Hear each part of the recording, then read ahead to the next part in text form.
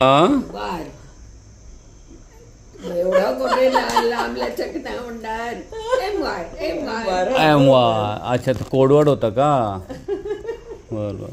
आपल्याला वेळ लागला. आता सुद्धा मश्वर म्हणतात मराठीत. मश्वर म्हणजे महाबळेश्वर. मश्वर. बर, ठीक आहे. आणि सगळे यायचे कोण कोण, काका मामा हे सगळे फॅमिली. कुठे कुठे राहायचा? महाबळेश्वरला 3 महिने. महाबळेश्वर किती महिने? 3 महिने. हो, भाड्याने घ्यायचं घर. अरे वा. ओके. स्वयंपाकी घेऊन जायचंय सगळं. तिकडे पाणी ठरलेला तो भाजी. ते येताना फिरायला गेलं की येताना भाजी घेऊन. आंब्याच्या एवढे टोपल्याच्या टोपल्या. हो, याचे आम्हाला एवढे 25 आंबे ठेवायचे. वा, दिवसभर खा. अरे वा. आणि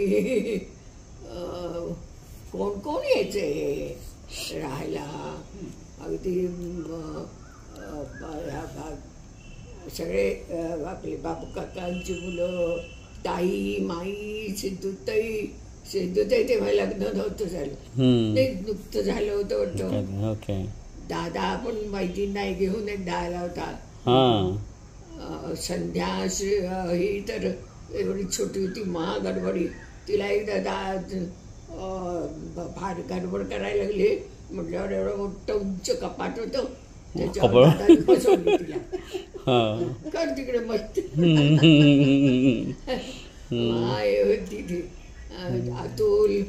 अतुल शांत होती. नंतर ही मुलं लहान होती तेव्हापासून आम्ही जायचो. म्हणजे ह्या यांची लग्न व्हायच्या आधीपासून. म्हणजे मी तेव्हा 5वी 6वी तशापासून आई माझ्याकडे असायची.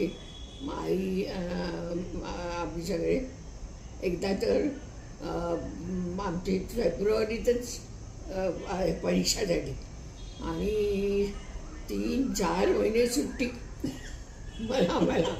मग काय, मी पण गेले त्यांच्याबरोबर.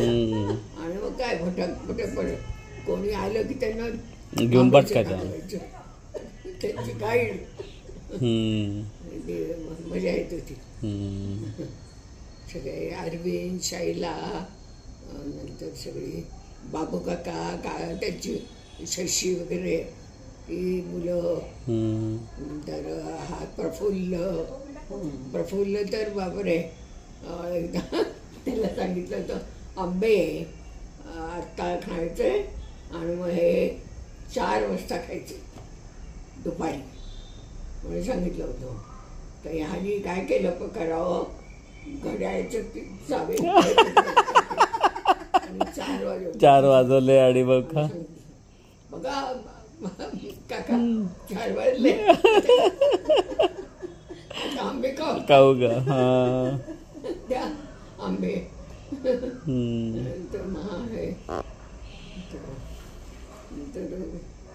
कोण कोण यायचे, आत्या.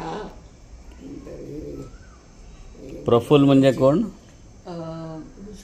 प्रफुल्ल म्हणजे कोण? प्रफुल्ल म्हणजे कोण? प्रफुल्ल म्हणजे राजा काका, बाबांची सगळ्यात धाकटे भाऊ. हा, त्यांचा मुलगा. बर. आता कुठे असतात? गोव्याला असतात. ओके. गोव्याला असतात. बर. एकुलता एक होता. बर. आणि आई जरा हेच होती त्याची. ठीक आहे. त्यांनी नीट वाढवलं नव्हतं ते. बर. एकुलती आई होती का एकुलता मुलगा होता? एकुलता. बर.